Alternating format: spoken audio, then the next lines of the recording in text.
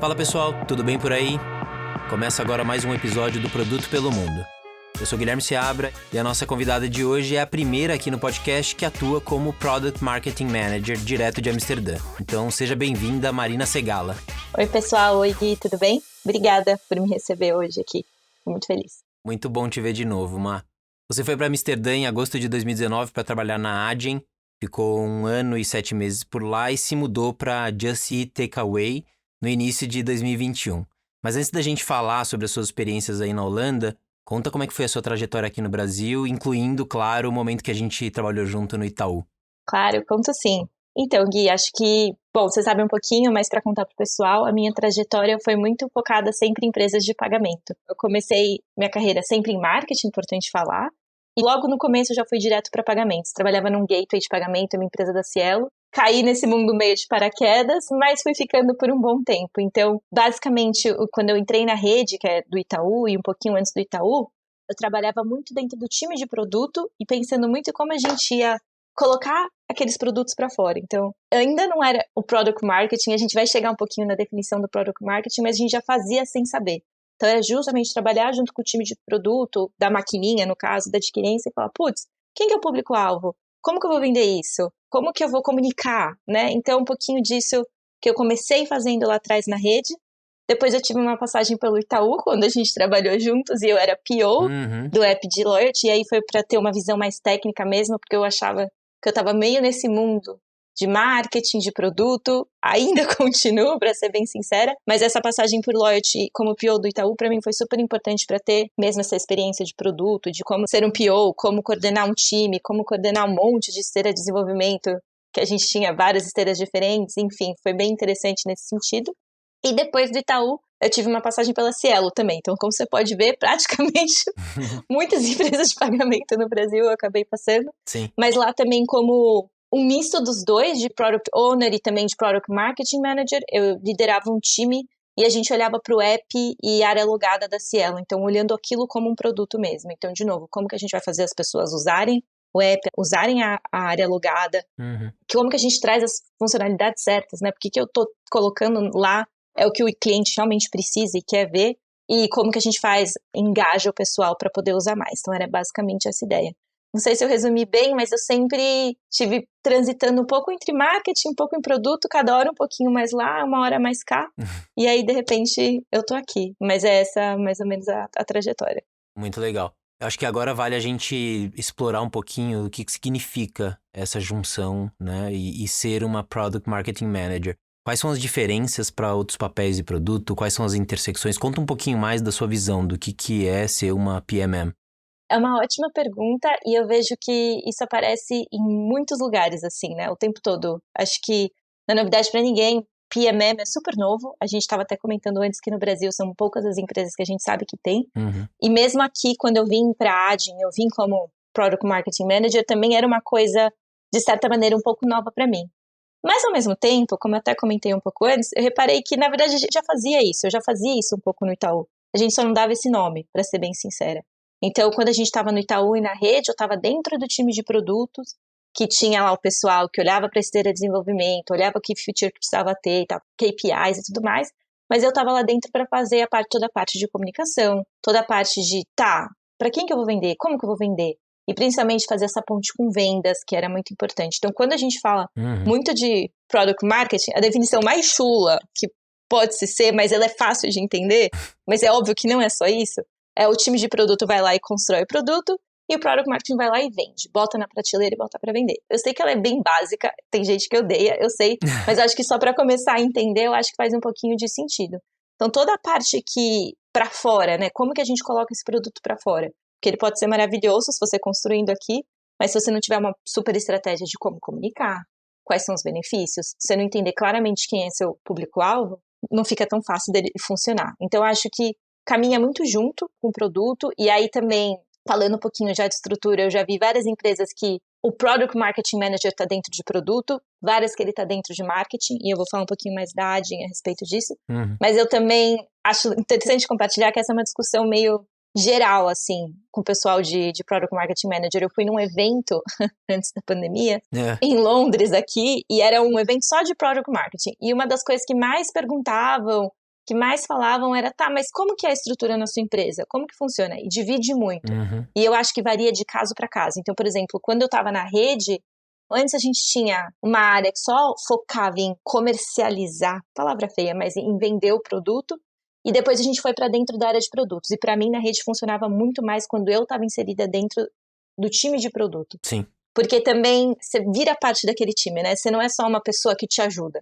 E aí o produto começa a te olhar também como parte do time e você está muito mais integrado e é muito mais fácil. E quando eu vim para a Adyen, a estrutura é dentro de marketing. Então já muda diferente. A gente acho que tem um monte de desafios para compartilhar, mas acho que o mais importante assim de dizer do Product Marketing Manager é a gente trabalha junto com o produto, a gente deveria, parte de produto para influenciar a roadmap, entender o que os clientes estão falando e trazer isso como ponto de melhoria para cá, entender quais são os números e quais os KPIs que a gente vai trabalhar e o que faz parte de sucesso ou não, ter certeza que ele está funcionando. Então, eu acho que é muito misturado junto com produto e product marketing, assim, da minha concepção. E o que eu tenho visto, eu posso estar enganada, porque ainda é muito começo, geralmente mais empresas B2B têm product marketing managers, principalmente aqui na Europa. Então, assim, onde eu tô agora, eu acabo vendo mais vaga, olhando o LinkedIn e tudo mais. Geralmente, a maioria das empresas que entram em contato, ou que eu ouço, o PMM é muito mais em B2B.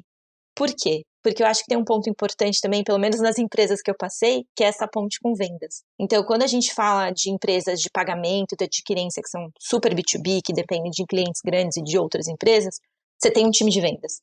E você precisa treinar aquele time de vendas para falar sobre o seu produto, você precisa capacitar o time de vendas, você precisa dar material para eles. E aí, por exemplo, fazia isso na rede, fazia isso na Adyen também, a gente era muito uma ponte com vendas.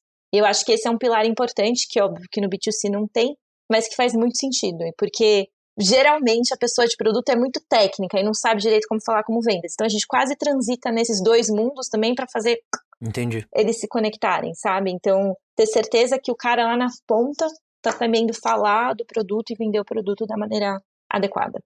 Boa. A gente já vai falar das experiências que você teve, eu acho que a gente vai conseguir, inclusive, tangibilizar mais, mas eu queria ainda explorar nesse ponto como é que você descreveria o dia a dia de um PMM, pelo menos da forma como você entende que é o ideal. Obviamente que a gente tem estágios de produto diferentes, momentos diferentes, contextos, mas para tangibilizar para as pessoas, onde é que você entra muito próximo ali do time, quando você acredita que o PMM deveria, sei lá, discutir antes do produto já ter sido desenvolvido, né? E o quanto que vocês conseguem influenciar, só para entender, assim, numa linha do tempo de desenvolvimento de produto, onde é que você vê que é o ideal do PMM sentar junto com o time e as intersecções possíveis que você possa ter com um PM? Uma ótima pergunta, e no mundo ideal, que eu dificilmente vejo acontecer, mas no mundo ideal é o quanto antes. Porque geralmente o que acontece é, produto tá pronto, preciso lançar, me ajuda aqui, o que eu faço? Geralmente é isso que acontece, mas no mundo ideal que a gente vê, e como eu entendo que deveria ser, pelo menos, é esse trabalho em conjunto desde o começo.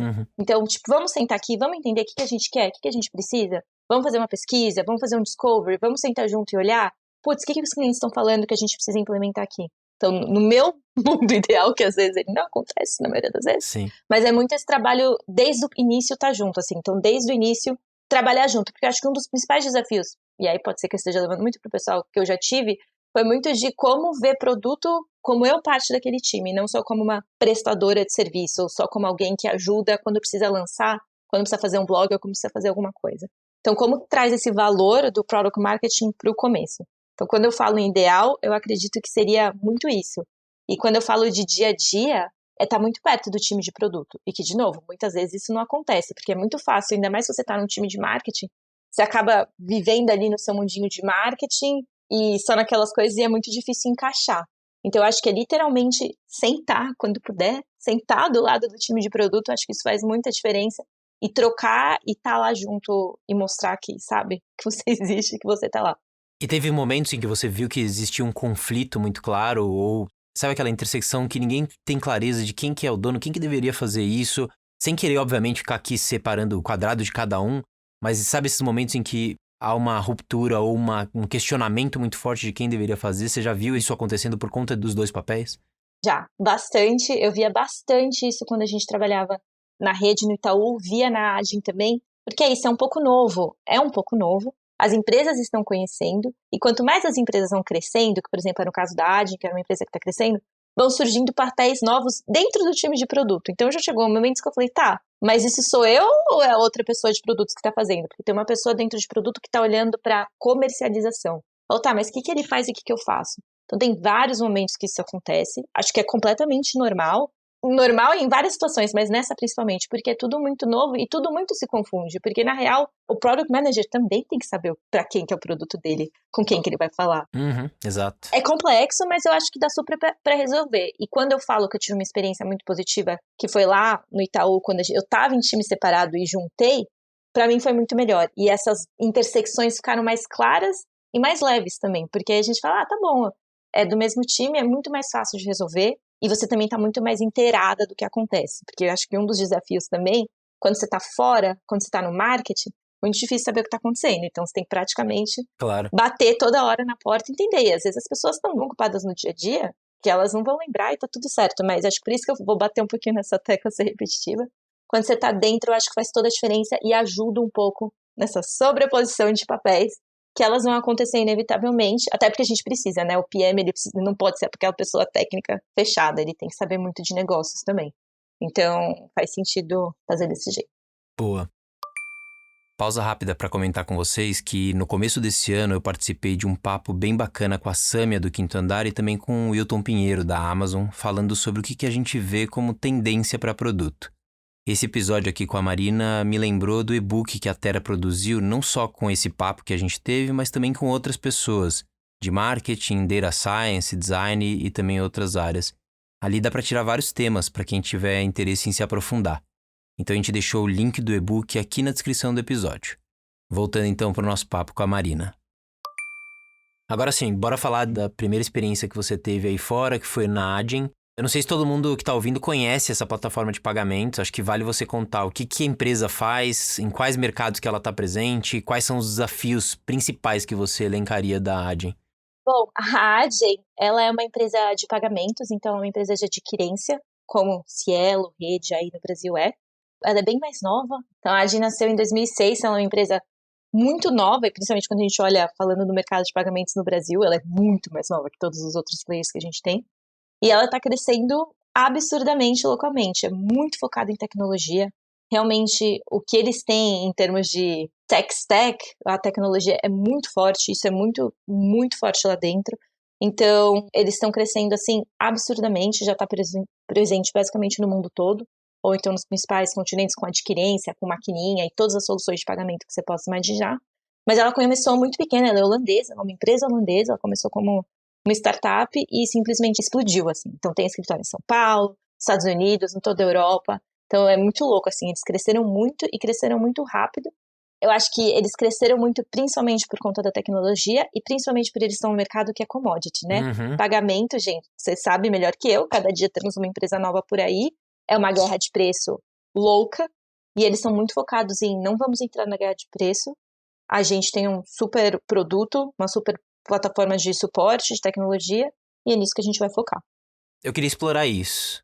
Qual que é o diferencial deles? É porque eu concordo, é um mercado comoditizado, super difícil de você ter uma proposta de valor que se diferencie de fato. E quando você fala que eles não querem entrar nessa mesma guerra onde está todo mundo lutando, qual que é o diferencial deles? Você fala de tecnologia, mas o que isso significa na prática para eles estarem confiantes de que eles não precisam entrar nessa guerra e que eles podem se diferenciar de alguma outra forma?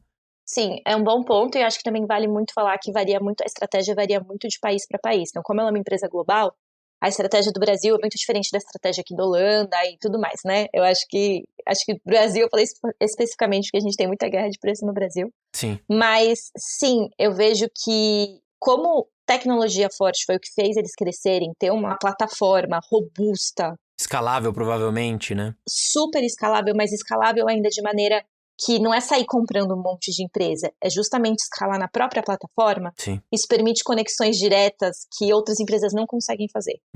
Então, por isso quando eu falo que o foco na tecnologia é muito forte, porque é isso, eles têm a plataforma única e eles acreditam nela e eles trabalham só nela. Então isso é muito legal, porque quando a gente vai para players muito grandes, globais de pagamento, estou entrando aqui no técnico um pouco, Mas você sempre tem uma empresa que comprou outra e juntou e vem pra cá. E aí você vai olhar por trás, é um emaranhado. Uma colcha de retalhos, né? Exato. É. Então, na Adyen, não. Então, assim, pra mim que trabalhei dos dois lados, tem do lado do Itaú e Cielo, que a gente tá falando de sistemas muito antigos, eu vejo muita diferença. E eu, minha opinião, muito pessoal aqui, eu vejo isso no produto pro cliente. É muito mais fácil mexer em qualquer coisa, é muito mais fácil colocar qualquer feature nova, que a gente tá falando de um sistema muito mais novo, e não de sistemas legados de muito tempo atrás. Então, assim, acho que a estratégia, óbvio, da Adyen muda em cada país, cada cenário. Eles não gostam de entrar de guerra de preço, pode ser que um dia precise, porque, né, não é só disso que o mundo vive. Mas eu acho que tem muito isso, assim, eles têm muito claro que eles querem se posicionar, pelo menos dessa maneira, como uma empresa de tecnologia. Não só uma empresa de pagamento, como uma empresa de tecnologia. E isso é muito legal no mercado que a gente tem hoje, né? Que a gente tem um monte de gente correndo, um monte de empresa pequena tentando comprar o máximo possível e ter uma plataforma. Então, acho que quando fala de robustez e tecnologia, eu acho que é aí que eles se diferenciam. Saquei. E nesse um pouco mais de 1 ano e meio que você ficou por lá, quais desafios você teve e que time você estava inserida? Conta como é que foi essa experiência que você viveu ali. Acho que o primeiro desafio foi chegar, que foi minha primeira vez trabalhando fora do Brasil e tudo mais, então é tudo muito diferente, tudo muito novo. Tava acabando de chegar num país novo, mais começando o trabalho, então é uma loucura essa parte do desafio pessoal também, mas eu acho que foi até fácil, assim. A Adyen é uma empresa muito acolhedora, ela tem uma cultura muito interessante, muito legal, e foi fácil de chegar nesse sentido. Então, assim, Legal. explicando um pouquinho da dinâmica e como estava dividido lá, como eu falei um pouquinho antes, eu estava dentro do time de marketing. Então, o time de marketing está dividido em eventos, branding, estrutura normal, e product marketing era um time novo. Então, eu fui a terceira pessoa do time, alguma coisa assim. O time tinha acabado de se formar, fazia meses, era o começo do time. Legal. Então, isso foi muito legal também, porque a gente foi descobrindo junto, né? Mais ou menos o que ia ser. Óbvio que todo mundo sabia, tinha uma ideia, a team lead que começou tinha uma ideia de onde ela queria levar, mas a gente foi muito construindo junto. E é engraçado, assim, porque a Adyen, por ser uma empresa B2B, ela tem muito produto. Diferentes produtos pequenininhos que servem cada um para uma coisa muito específica. Então, foi meio que um começo, um trabalho também de organizar a casa, entender, tá, mas vamos entender o que a gente tem, como que a gente está oferecendo, faz sentido, o que não faz.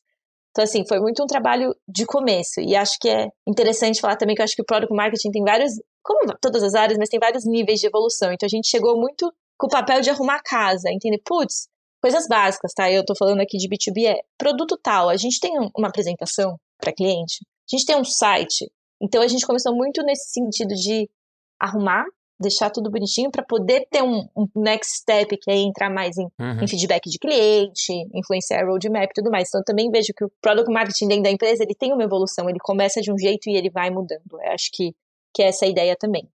Legal. E vocês separaram por país, por partes de produto? Dado que você tinha muita coisa para arrumar, fazer esse assessment para até descobrir quais eram as grandes oportunidades, quais foram os caminhos que você acabou percorrendo? Tinha uma divisão mais clara ou era onde tinha maior oportunidade mesmo? Não, é uma ótima pergunta. Na verdade, o time de Product Marketing aqui, a Holanda é o headquarters da Adyen, então a gente é o time global. Então, o que acontece? Aqui, a gente acaba definindo as estratégias globais para cada produto. Então, produto X, esse é do jeito que a gente vai falar, esse é do jeito que a gente vai vender, essa é a estratégia, tá aqui.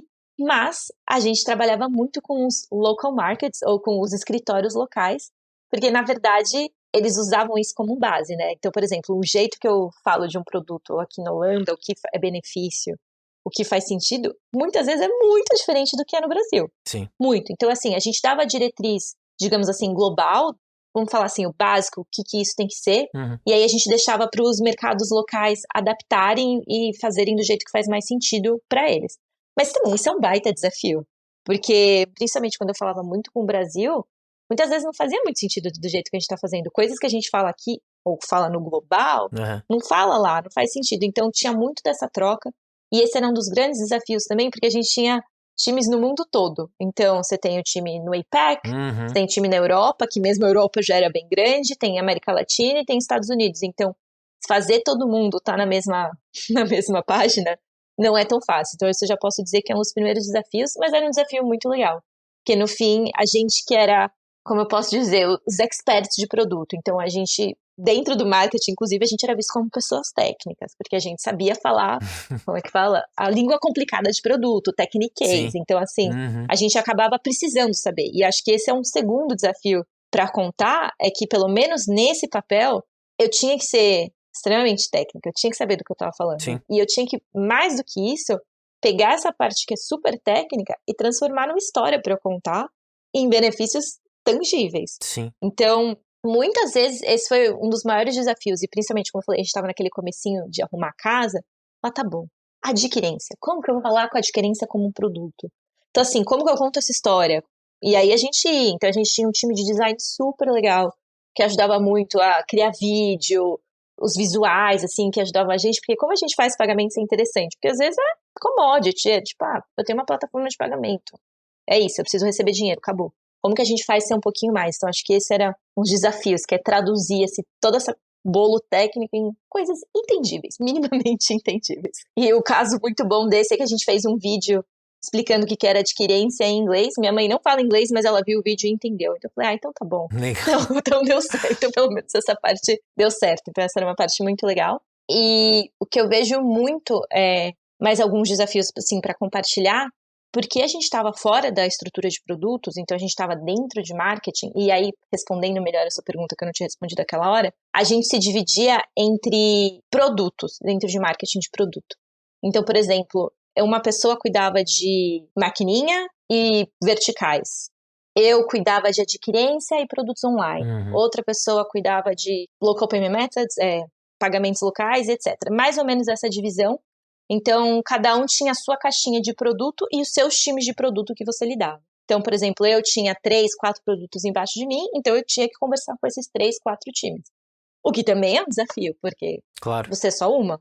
E aí as pessoas querem tudo de você. Então, você também tem muito essa coisa de stakeholder management, de como que você vai priorizar na hora certa o que você precisa fazer.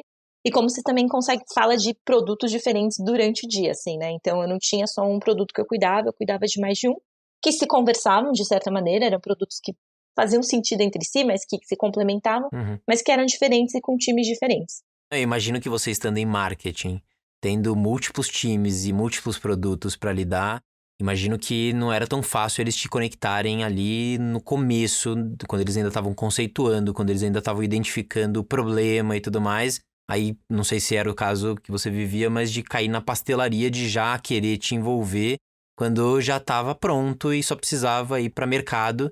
Não sei se você chegou a viver ou como é que você contornava isso, porque você não estava full-time job ali dentro de um time de produto, você tinha muita coisa para olhar, né? Perfeito, sua pergunta foi perfeita, isso acontecia bastante. Bastante assim, mais no sentido, como os produtos que eu cuidava, eles não eram tão novos, eu não peguei nenhum lançamento, então são produtos que já estavam lá, mas o que você falou ainda é válido, porque às vezes tinha uma coisa nova para lançar, uma parceria nova para falar, e eu era envolvida muito mais pro final, e muito mais nesse momento de pastelaria mesmo. Olha, eu vou lançar X, eu preciso de um blog, eu preciso comunicar para os clientes, como que eu vou fazer? Então isso acontecia muito, e isso era uma das coisas que para mim era um desafio, e tinha algumas conversas lá, mas é complicada de falar, putz, onde o Product Marketing devia estar? Devia estar aqui ou devia estar lá? Mas ao mesmo tempo era super importante a gente estar dentro de marketing também, porque eu dependia de muitos times de marketing. Então, putz, eu preciso atualizar o site, eu criar uma página nova, eu tenho que falar com o time de conteúdo, eu tenho que falar com o time de design, fazer blog, mesma coisa, tem que ter a priorização dentro dos times de marketing também. Então, acho que pelo menos para esse primeiro momento de criação do time, de início do time, fez sentido estar lá também, porque a gente precisava criar essas relações com todos os times de marketing. E aí sim, conforme eu acho que vai evoluindo, acho que agora eu não estou mais lá, mas acho que talvez seja uma evolução natural de estar dentro, porque aí você começa, dado que a gente arrumou a casa e fez o básico, aí a gente precisa olhar para as outras coisas. E quando a gente precisa olhar para as outras coisas, precisa estar perto. Então, isso que eu falei de sentar na mesa no começo é real, assim, eu botava dia na minha agenda que eu ia lá sentar na mesa com o time de produto, sentar e ficar lá. Se fazer presente, né? Se fazer presente, exatamente, porque é difícil e não é culpa de ninguém, acho que é normal, assim, é o jeito de trabalhar que é muito diferente. Então, eu diria que sim, isso era um dos principais desafios. Boa. E aí você acabou decidindo mudar de empresa depois dessa experiência, essa primeira experiência na Holanda.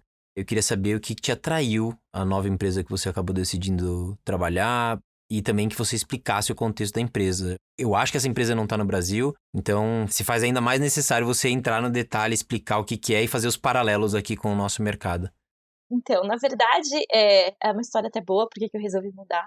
ou não tão boa, enfim, mas eu gostava muito da Adyen, eu ainda sou apaixonada por aquela empresa, eu acho em termos de cultura incrível, assim, um dos melhores lugares que eu já trabalhei.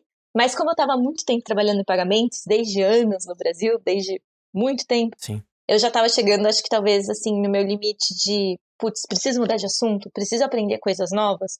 Óbvio que eu estava aprendendo, mas, assim, preciso mudar. E eu tinha um desejo muito grande de ir para B2C, Uhum. que sempre batia aqui em mim, sempre batia. Acho que quando eu trabalhei em Loyalty no Itaú foi um pouquinho, mas também foi rápido. Sim. E a gente tinha um monte de outro time, então foi muito rápido e eu tinha essa vontade de aprender. Falei, beleza, conheço pagamentos, acho que deu. E acho que tá numa hora de coisas novas. E surgiu, assim, a vaga. O Just Eat Takeaway, esse nome super longo, eu vou contar um pouquinho mais, mas é uma empresa holandesa, é a maior empresa holandesa também, então assim, começou aqui na Holanda no começo dos anos 2000, é um iFood. Então assim, é tanto um iFood que eles são investidores no iFood no Brasil. São. Não sabia. Legal. É uma empresa também super conhecida aqui, super conhecida na Europa, basicamente de food delivery, são entrega de comida, e é um momento muito ruim para muita coisa, mas para aplicativo de entrega é um momento que está crescendo muito.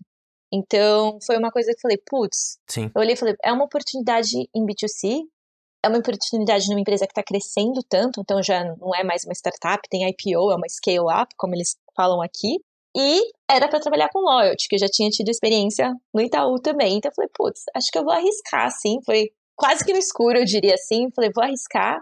E aí estou aqui. Então, assim, como empresa, falando um pouquinho mais, é porque chama Just Eat Takeaway, é porque são junção de duas empresas, então eles já cresceram tanto que compraram o Just Eat, ou juntaram com o Just Eat aqui na Europa.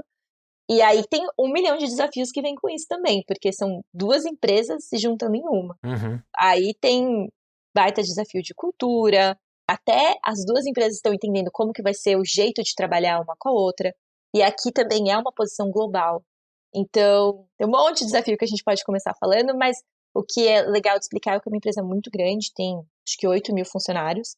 Então, para mim também foi uma mudança muito grande. A gente tinha menos de 2 mil na época. Então, até como tudo funciona e processos e entender, para mim tá sendo uma fase muito nova, assim. Legal. Não é tão grande quanto o Itaú ainda, mas ela tá nesse meio do caminho.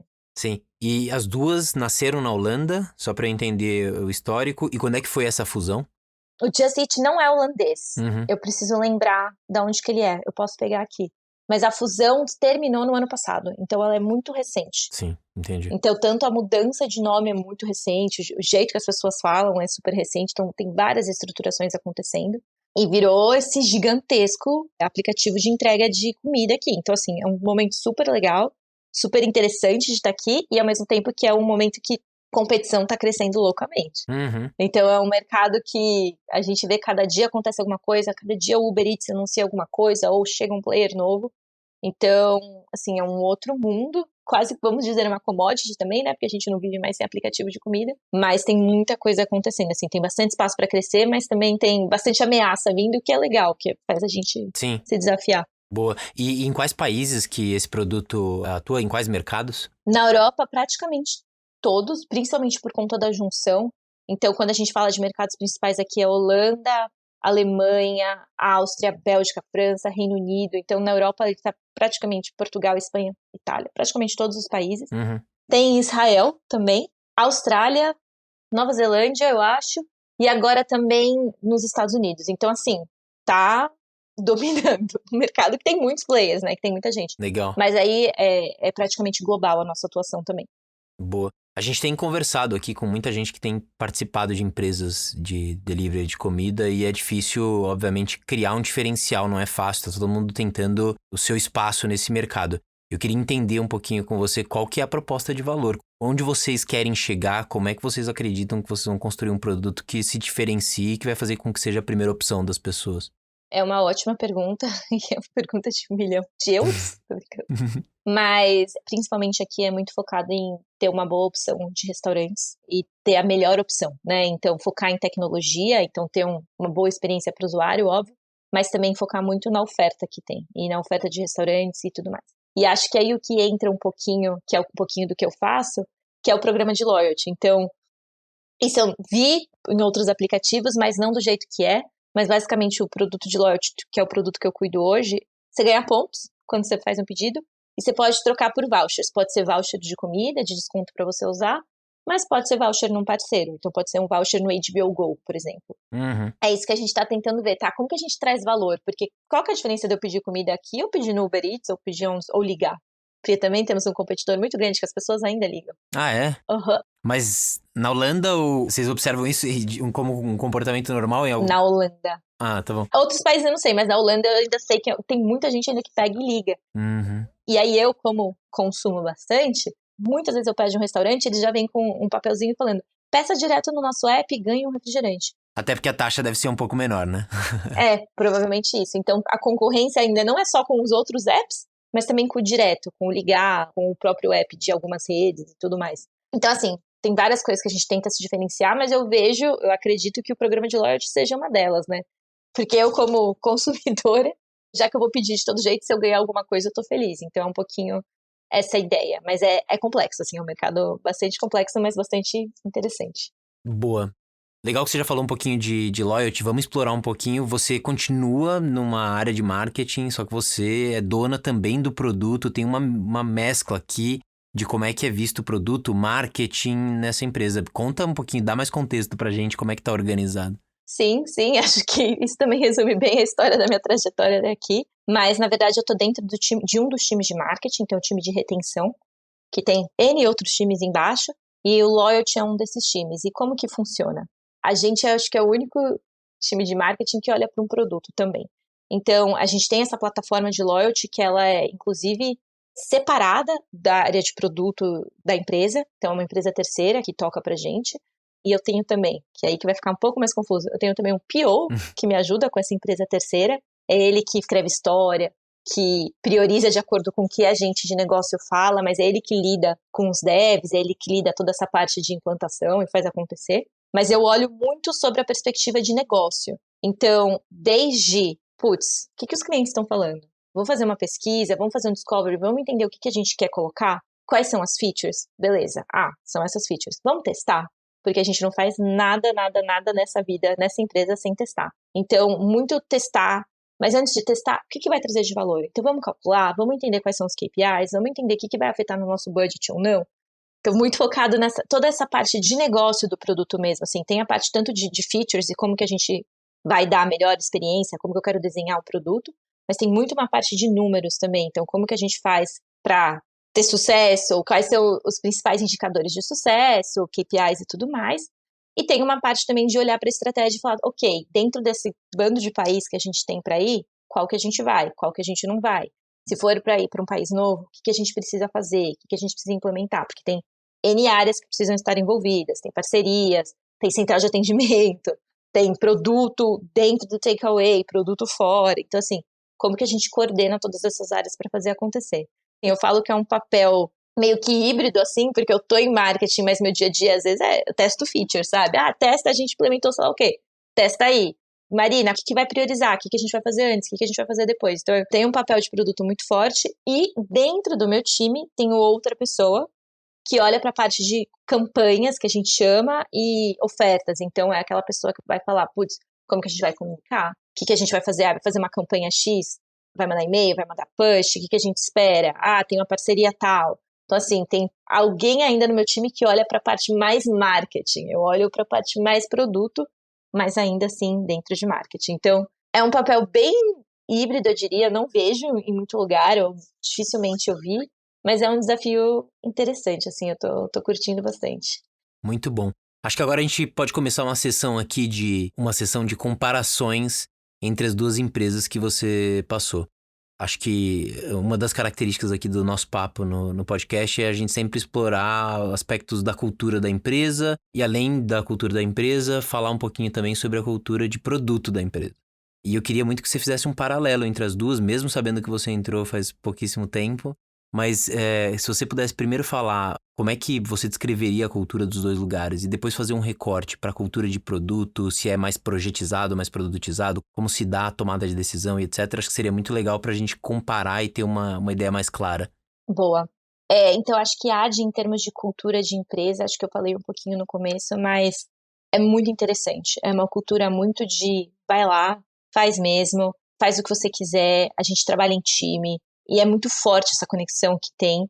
E assim, a Adyen tem uns mandamentos, eu nem sei como falar isso, de que todo mundo segue, ou coisas que você deveria seguir, nem sei se é mandamentos a palavra certa, mas é muito isso, a gente pega o telefone, a gente senta na mesa, a gente não se esconde atrás de e-mail, e isso é muito sério, isso é muito legal, e uma das coisas pra mim que, como empresa, logo que eu cheguei, que foi super interessante, eu tinha acabado de chegar, primeiro dia, toma aqui seu computador, então você vai cuidar desses produtos, e agora vai lá, tem uma lista aqui de pessoas, vai tomar um café com elas. É isso, assim, minhas primeiras semanas vai tomar café e vai conhecer. E isso eu achei muito legal. Não tinha vivido antes, até porque eu tava em outro tipo de empresa no Brasil, muito mais corporate. Sim. Mas foi muito interessante, de tipo, e é isso, e tá todo mundo disposto a te ajudar, e tá crescendo, mas tem muito esse sentimento de startup, muito de own your career, sabe? Você vai atrás dessas coisas. Então, assim, tem muita coisa pra construir aí. É uma empresa que tá passando por uma transformação muito grande e muito rápido, assim. Então, se você vê há 2 anos atrás o que era o marketing, o que é hoje, sei lá, já dobrou de tamanho. Não sei, é tanta gente nova que a gente não conseguia mais acompanhar. Então, ela tá passando por muita transformação. E era muito disso de estar perto, apesar de ser uma empresa global, era aquela coisa, não, viaja para outro país, tinha muito encontro fora, e isso quebrou muito com a pandemia. Claro. Mas eles se esforçaram muito para poder manter isso. E produto, eu vejo ainda como estava começando. E aí acho que é um sentimento que eu tenho aqui, e amigos meus brasileiros que trabalham aqui, a gente tem também. A gente vê que pelo menos na Holanda, não posso falar por outros países, mas pelo menos na Holanda a gente vê que também está muito começando essa cultura de produto. E às vezes a gente acha que o brasileiro é menos, né, aquelas coisas mais, a gente vê que no Brasil o mercado é muito evoluído quando chega de produto. Então aqui eu acho que tem muita coisa para aprender. A Adyen mesmo, por conta desse crescimento todo, teve muita reestruturação, estruturação, entender como que vai ser dividido. E eu via, posso estar errada, que meio que cada um seguia do seu jeito, assim. Então, cada stream, que eles chamavam, que eram os squads, funcionava meio que da sua maneira, sabe? Então, acho que ainda tá num momento muito de evoluir e de entender como que eles querem ser, como cultura de produto e o que eles querem ser. E aí, o que a gente vê, como tá crescendo muito, ainda eu acho que falta um pouco de apoio e de desenvolvimento, de ter uma certa estrutura, mas normal. É uma empresa que está crescendo e eu acho que faz todo sentido dentro da história. Boa. Aí agora falando um pouquinho de Takeaway. Da Takeaway. Takeaway, que é mais fácil, o nome curto. Eu comecei lá no comecinho de fevereiro, então são 3 meses e meio. E ainda mais começar no meio de uma pandemia. Então, assim, é um outro desafio, é um desafio à parte para qualquer lugar que eu fosse. E por mais que as pessoas sejam super receptivas e tudo mais, é muito difícil, né? Você não tá sentada no escritório, você não conhecer alguém para tomar um café na hora do almoço. Então eu ainda tô muito mais dentro da minha bolha, não tô conseguindo transitar tanto entre as outras áreas. Mas o que eu vejo muito de produto, o que eu consigo acompanhar é que tem muita coisa para fazer, isso todo mundo vai se identificar. E pouca gente, apesar de ter um monte de gente, porque tem tanta coisa que é tanta prioridade, então tudo, ou qualquer coisa que a gente tem que fazer, a gente tem que brigar, e brigar embasado, né? Então brigar, tá bom, o que eu vou fazer? Eu quero fazer A. Ah, mas A, o que você vai trazer? Ah, eu vou trazer mais clientes, eu vou trazer mais receita, vou fazer cliente que comprava uma vez por mês comprar 2, sei lá. Mas eu vejo que a gente tem que ter objetivos muito claros e métricas muito claras do que a gente quer trazer para poder priorizar alguma coisa e para poder ser feito. Até porque são muitos times envolvidos, não é tão fácil, é uma empresa muito maior. E aí, assim, na Adyen eu estava mais acostumado, você vira pro lado e pede pra pessoa do lado. Aqui a gente tem processos muito maiores e tem que justificar muito mais. Então pelo pouco que eu vi até agora, é muito baseado nisso. Ótimo, a gente vai correr atrás, mas tem que provar o valor. Por isso que qualquer coisa que a gente queira fazer aí, trazendo pro meu produto, trazendo pra Loyalty, a gente sempre testa muito antes. Então, assim, o processo hoje tá quase assim, cliente falou X na pesquisa. Eu quero um voucher X. Ele fala, nossa, tem vários clientes falando que quer o voucher X. Legal, mas vamos testar. Então a gente testa. Aí bota o voucher X lá, deixa. Viu os resultados? Fez sentido? Faz sentido pro budget? Fez sentido para todas as KPIs que a gente olha? Legal, a gente implementa. Não fez sentido? Não vai. Então, assim, essa pra mim também é uma grande diferença que eu via pra Adyen, pelo escopo das duas empresas, né? Porque a Adyen é B2B. Sim. Então é muito mais difícil. Quando a gente fala de produto, a gente tá falando de produto pra empresa. Então, muitas vezes você não sabe quem é o cara que tá por trás. Então, pesquisa é muito mais difícil. Ter feedback de cliente é muito mais difícil. É muito mais baseado em tecnologia, o que acredita que um produto pode ter. Então, são 2 mundos muito diferentes, né? Pra falar a verdade. E aqui faz total sentido ser desse jeito. Claro. É muito louco, assim, é interessante ver como as duas coisas são tão diferentes e as duas coisas funcionam cada uma da sua maneira, sabe? Sim, mas vamos falar um pouquinho mais sobre esse ponto, porque estando antes numa empresa de B2B, é claro que você tinha menos feedback natural e tão facilitado de usuário, de cliente, etc. E agora você está num outro contexto. Como é que você fazia para driblar isso antes, onde você estava? E como é que tem sido agora a tomada de decisão versus o contexto anterior? Então, Gui, eu acho que é legal contar que como era uma empresa B2B, a maior parte dos clientes da Agile são empresas super grandes, assim, são os Facebooks e Ubers da vida, era realmente, sim, muito mais difícil a gente ter acesso a feedback de cliente. Até porque a gente está falando de um produto que muitas vezes o cliente também não vê, né? Ele, mesmo quando ele está usando, ele não vê, ou a gente está falando de produtos invisíveis, então quando você faz um pagamento online, é invisível. Quando você fala de uma maquininha, é até um pouquinho mais fácil. Você vai lá, você senta com o cara e fala, usa aqui. O Claro. que tá funcionando, o que não tá. Mas quando a gente tá falando de produtos, principalmente de online, isso acaba sendo muito mais difícil. Então, pra gente, era um desafio. O que a gente tentava fazer era, às vezes, em conversa de cliente ou em reunião com o cliente, mas, assim, vou confessar também, o mundo ideal é esse, e a prática era muito difícil de fazer, porque você tá no dia a dia e não existia o online, então você tinha que ir fisicamente em algum lugar. Uhum. Então, isso era muito difícil. Particularmente, eu cuidava do NPS da empresa, que era um lugar que me ajudava a ter algum tipo de feedback, mas era muito geral. Quando a gente está falando de NPS da empresa, vem um monte de coisa e pouquíssima de produto, né? Vem atendimento, preço, o que for.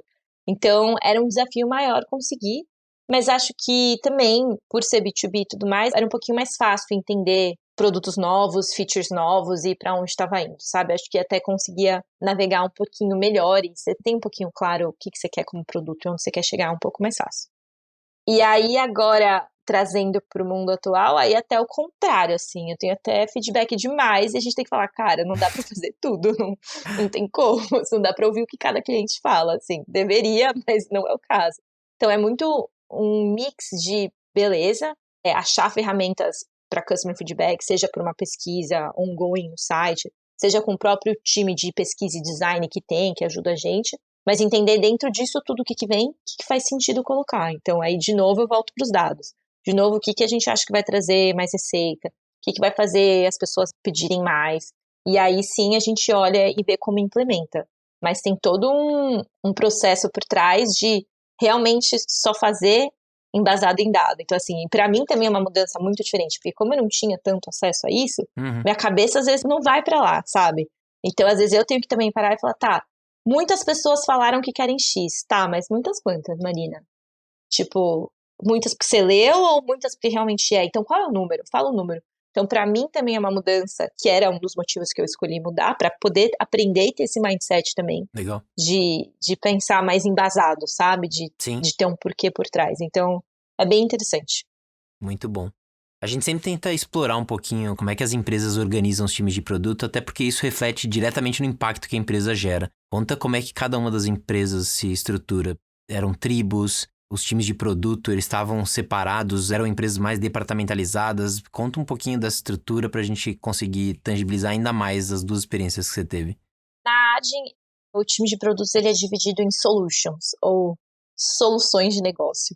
E basicamente as solutions que eles são divididos são entre unidades de negócio ou produtos que fazem sentido entre si. Então foi um pouquinho do que eu falei no começo. Então dentro de uma solução que a gente chamava, aí vem os nomes em inglês, mas Uhum. Enterprise, Digital e Online, que aí eu olhava para clientes enterprises online. Então tinha 6, 5 solutions que dentro dela tinham as streams. Então, cada stream tinha um product lead ou um group product manager, Uhum. developers e todo mundo embaixo disso. Então, era muito focado por solutions, tinham 6 e as streams embaixo dela. E aí, isso também era uma definição meio nova. De novo, como eu falei, estava crescendo tudo muito rápido.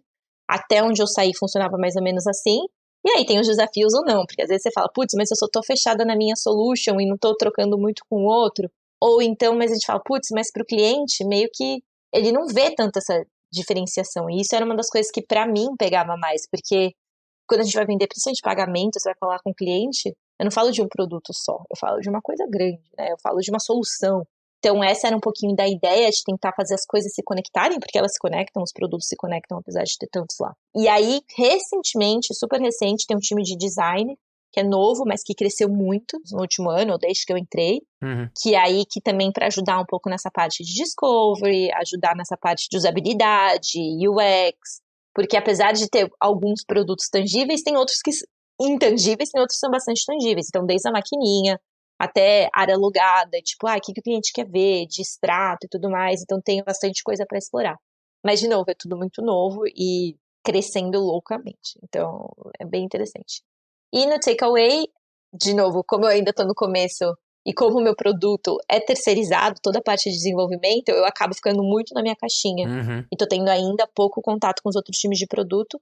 Mas é até que uma divisão, eu diria até que parecida, assim, no sentido, são divididos entre temas, vamos dizer assim. Então, tem o time de restaurante, o time de consumidor, o time de entregador, enfim, são esses times que seriam as tribos, né? E dentro dela, as streams ou os squads, que cuidam de pedaços bem pequenininhos. Mas, assim, é um mundo, é uma empresa muito maior, que eu também tô me acostumando ainda e tentando entender.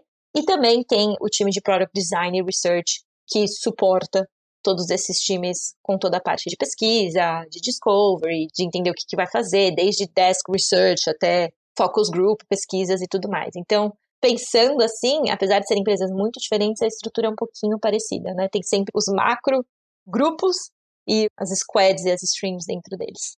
Boa, muito bem. Achei demais a gente conseguir comparar duas empresas tão diferentes, em segmentos tão diferentes, foi bem bacana. Agora eu queria muito explorar, se você pudesse dar uma dica para quem tem interesse em trabalhar com um produto fora do país. Quais são as principais diferenças que você nota que seriam legais se você tivesse sabido antes? É uma boa pergunta, mas eu acho que a primeira que me vem na cabeça, assim, que eu comentei um pouquinho aqui no começo, mas é saber que, primeiro, a gente é um mercado muito maduro em termos de produto aí no Brasil. E eu não esperava, eu acho que eu falei um pouquinho disso antes, estou até sendo repetitiva, mas a gente sempre acha que, olha, o que vem de fora é melhor, ou e tudo mais. E aí, quando eu vejo aqui Europa, e óbvio que cada país muda muito, mas principalmente Holanda, e apesar de ter empresas tão bem-sucedidas, que acho que a Adyen é uma empresa super bem-sucedida, o Takeaway também, mas a gente vê que tem muito ainda para aprender em produto. E isso eu vejo no Miguel, meu namorado, que também é Product Manager aqui. E aí a gente vê que tem muito ainda a evoluir. Então, acho que a primeira coisa que eu penso, assim, a gente às vezes coloca para baixo e não, assim, a nossa experiência é muito válida. Mesmo quando eu cheguei na Adyen como Product Marketing Manager, que era uma coisa nova, como eu já tinha feito parecido, foi muito válido. Eu vi que eu saí na frente, entre aspas, das outras pessoas que estavam no time, porque eu já meio que sabia, já tinha feito isso. Então, acho que a minha primeira dica é essa, assim, de acreditar que a gente tem muita experiência, a gente tem muita gente boa de produto, muitos líderes, né, pessoas que a gente olha. Eu tinha, dentro dos times que eu trabalhei, tinha vários, né, você sabe bem. Então, assim, eu acho que isso é muito legal. E de diferença, olha, no fim eu acho que é parecido, assim, porque quando a gente conta, e eu acho que você que já ouviu muita gente aqui, eu acho que no fim as divisões são parecidas, o jeito da estrutura é parecida, e acho que os desafios também, no fim das contas, assim, são o mesmo.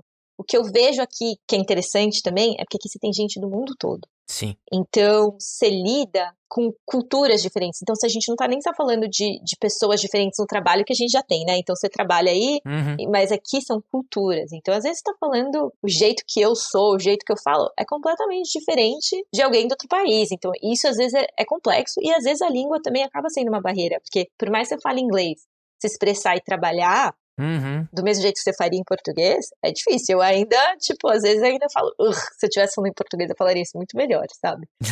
Então, Sim. eu acho que essa é uma coisa muito válida. Por exemplo, meu time hoje, minha chefe é russa, um menino do meu time é da Moldova, a outra é holandesa, mas Demais. é o tempo todo, o que eu acho particularmente muito legal, mas tem vários desafios também, assim, e às vezes nada é tão fácil como você falar em português e alguém que vem do mesmo lugar que você, sabe? Isso acaba facilitando muito no dia a dia, eu acho. Mas eu acho muito legal. Muito bom. Como sempre, a gente fecha o nosso episódio com uma dica de livro. Você tem alguma pra gente? Tenho. O livro que eu queria indicar não é sobre produto, não é nada muito específico, mas é o Factfulness. Não sei se vocês já ouviram falar, mas para mim ele é muito interessante e a gente pode aplicar assim na vida de trabalho também. Basicamente é de um médico da Suécia, sueco, mais conhecido como sueco, né? Ele é um médico sueco e basicamente o livro dele ele é para contar assim, tá, a humanidade não tá tão bem, mas ela tá melhor do que parece. E toda a brincadeira e todo o jeito que ele fala, ele te ensina a ler dados, te ensina a interpretar informações. E eu acho isso muito interessante, assim, ele fala pra gente nunca olhar para um dado sozinho. E eu sei que parece muito básico, Mas é muito legal, assim, porque dá pra gente aplicar em várias coisas da vida, aplicar no trabalho. E pra mim a parte mais interessante é quando ele faz um quiz logo no começo, que pede pra você falar, como que você acha que o mundo tá? Então, como que é a educação de crianças de 14 anos no mundo? 70% tem escola. E aí você chuta e você sempre vai errar. Uhum. Você sempre acha que tá pior do que tá. Não é pra ser otimista, porque não estamos passando um momento muito bom. Mas eu acho muito legal, porque ele conta muito como, ok, dados são bons, mas saiba interpretar os dados, sabe? Não é só olhar o dado e achar que tá tudo certo, e não é só viver de achismos. Tem que ter muito embasamento por trás. Então eu acho que ele é um livro legal pra compartilhar. Muito bem. Eu queria te agradecer, foi muito bom te ver de novo, depois de tantos anos. É verdade. Te ouvi com várias histórias novas, aprendi um monte de coisa. Obrigado pelo seu tempo, foi muito bom. Espero que tenha sido útil, e se eu falei muita besteira, vocês me avisam. Não, foi ótimo. Obrigado. Obrigada. Então é isso, a gente vai ficando por aqui com mais um episódio do Produto pelo Mundo. Esse podcast foi uma produção da Mnemônica, com edição de Pedro Moleiro. Eu sou Guilherme Seabra e a gente se encontra no próximo episódio. Até mais.